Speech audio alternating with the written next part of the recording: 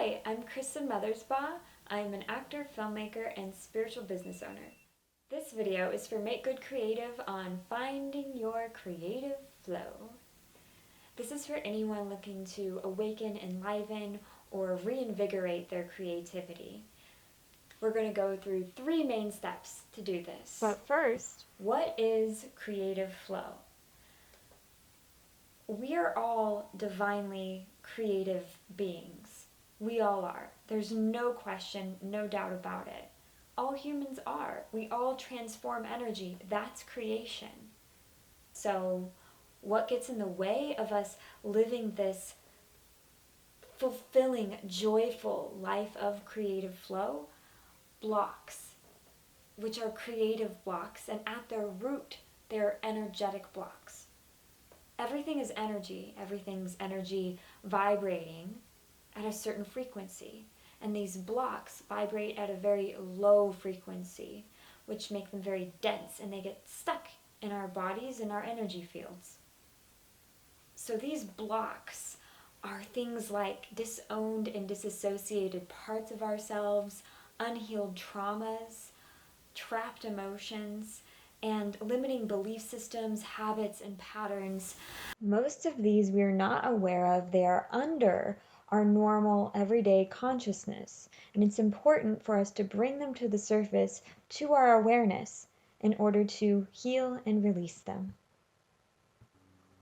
Creativity is a natural flow.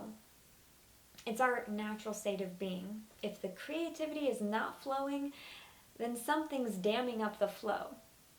So this video is really about just clearing the way so creativity can naturally flow through. Step 1, awareness of blocks.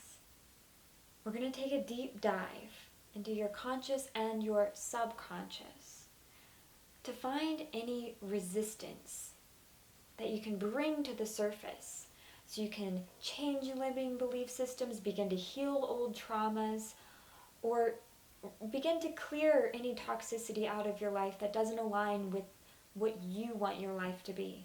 Here are a few common examples that you may relate to. The first is living in fear. Now this one is probably going to feel to you like frustration. Some examples are flight or fight, adrenaline, constant stress, survival mode, feeling you have to be busy all of the time to be worthy, and blaming others. Unfortunately, our societies, religions, and just common accepted belief systems that we are taught about ourselves and the world are very limiting, disempowering, and cause us to confuse worry with care, attachment with connection, cause us to take on a victim mentality, or cause us to take on scarcity beliefs. Another example is disconnect. People experiencing disconnect are usually going to feel like the well is dried up, might not feel excited about anything, are cynical, feeling like nothing matters, are checked out of really living life, just going through the motions, or a lack of empathy for others.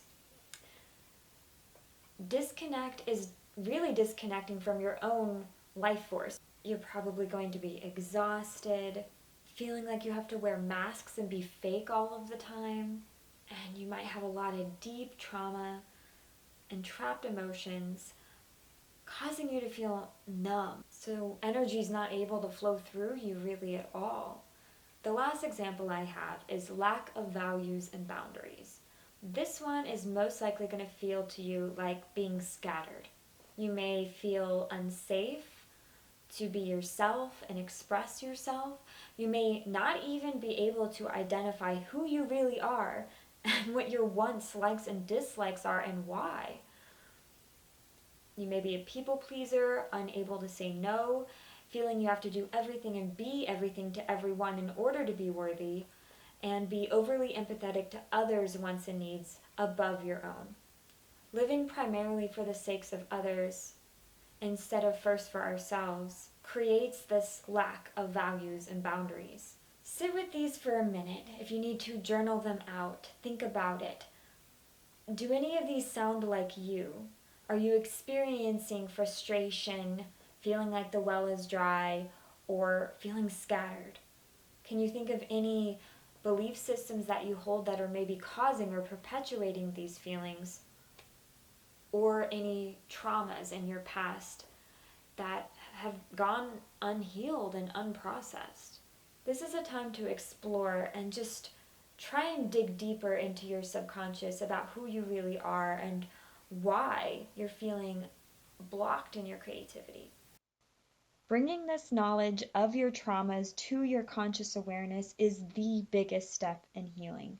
The next steps are the continuation, and they show you different methods, but really, becoming aware is over half of the healing. Now you're able to start to naturally release it.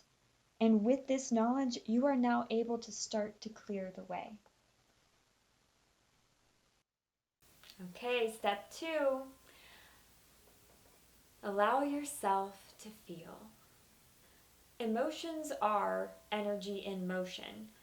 Creativity will most likely not flow freely if our emotions are not able to flow freely.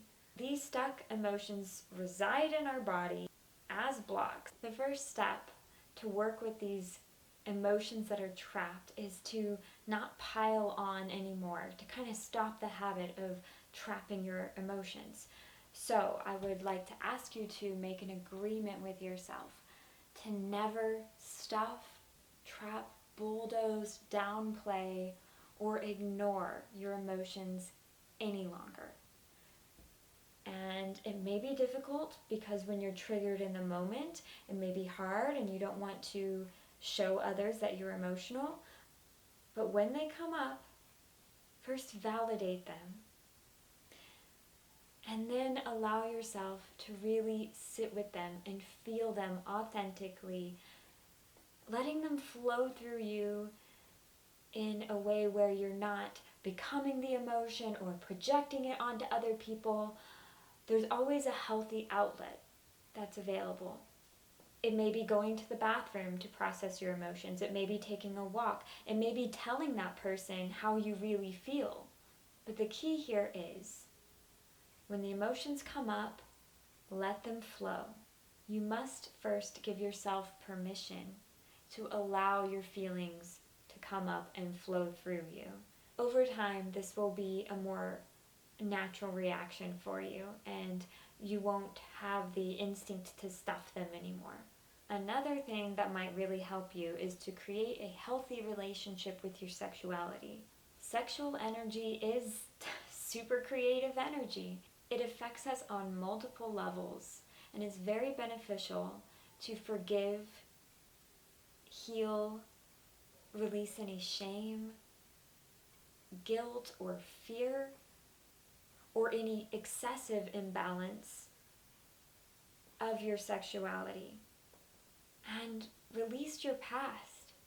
You're a new you every day, and affirm each and every day consistently that you now have a healthy, balanced relationship with your sexuality. You may also feel called to therapy, EMDR, or other healing modalities and practices. I recommend that you follow your intuition on this, and just know that it's good to push yourself and go outside of your comfort zone, but it can be damaging if you go too far and you feel unsafe. So try to find that balance of uncomfortable but not unsafe. And then you know that you're in the right balanced place to do your healing. Just take it one day at a time. Step 3, self-care. Make your number one priority your well-being. You can't pour from an empty cup. Take a little time every day to connect to yourself, to just connect to your thoughts, your feelings, and your creativity. Know that we live in an abundant universe with endless creativity available to flow through you and to you with endless opportunities. it's also so important to be your biggest supporter, be your biggest cheerleader. Do the creative work for you, not for anyone else, not for any validation. Do it for the love of it, for the joy of doing it. That's why you started in the first place, right? Which brings us to our next point, to connect to your inner child. Let your inner child play. What did you do as a kid that would make the hours pass by like minutes? What are other creative activities that your inner child in you is curious to try? Do your best to calm the critic and perfectionist in you and give your inner child permission to have fun and to play. Shift what you need to shift. The more authentic we start to live, the more we realize some things are not in alignment with our authentic selves, and we're outgrowing them. Release any toxic jobs, relationships, or habits.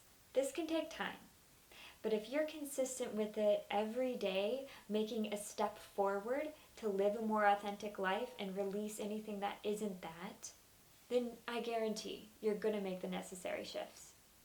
Create from love, not fear. Know that you are worthy of a fulfilling life by your birthright.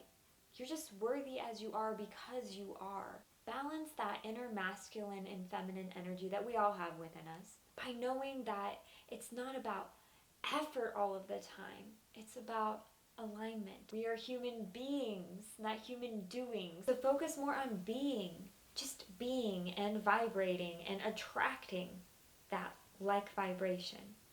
It all starts inside, because whatever we're vibrating is what we attract. And if you don't like what's happening in your life, then you can always shift it internally. You are a magnet of immense attracting power. Be and embody the vibration of what you want to be, what you desire. Visualize it, affirm it, know it, and then let it go. Find your trust and faith in yourself and in the universe or whatever you believe, and let it go. Just be. A couple other points I want to mention that are important when it comes to self-care are that if you have any use of substances to tap into your creativity, then it's actually distorting your own creative energy. You don't need it to create, you just think you do, most likely. So it becomes a dependence or an abuse, and it actually can hinder your creativity and numb it over time. So I do recommend taking a break, or if you're addicted to any substances, to start to wean yourself off or go into a program, whatever it takes. And then other self-care that is always helpful that I have to mention are things like going into nature, getting enough sleep, staying hydrated, getting a little sun once in a while, just taking care of yourself, really loving yourself as a creative vessel. Personal recommendations that I have for you, anyone that's interested, definitely the book The Artist's Way by Julia Cameron. She has this, it's a workbook.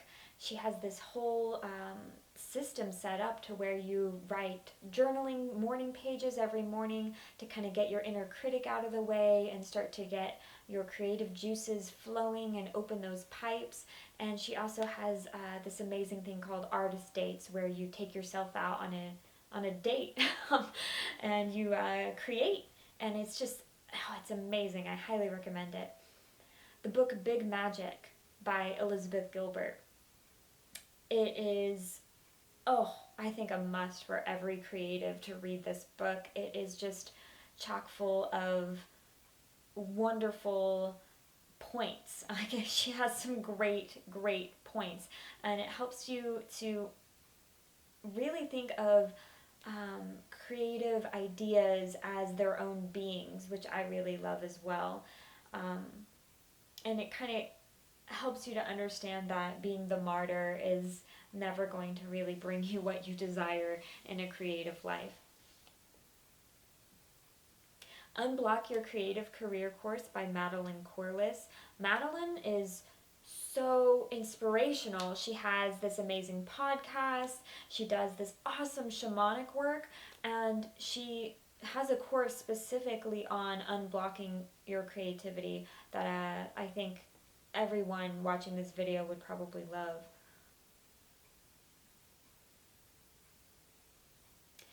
The book Meant for This by Erica Wernick. Erica is just an inspirational person. This book is really wonderful for anyone that has felt like they haven't had any support to achieve their dreams and they feel like it's them against the world. I recommend this book. It'll help you to start to really believe in yourself and shift your mindset.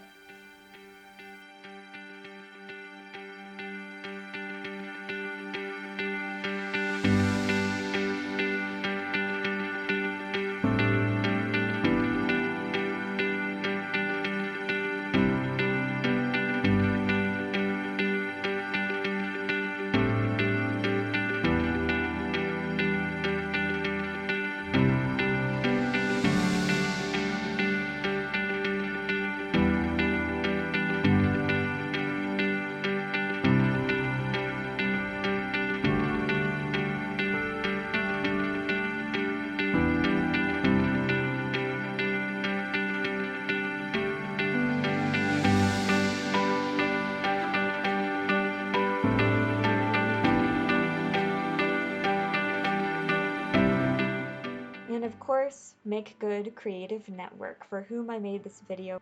As we're all creating our own reality, we're also co-creating in the world, and it is so important to have community. It's important to find people that understand and vibe with you and you vibe with them, and to create that supportive community, because so many creatives don't get enough validation or support. Not that we're doing it for validation or support, but that it is very helpful and encouraging along the way. Thank you to Riley Smith and Make Good Creative and all of you viewing this. I hope that this helped you to find your creative flow, or at least start.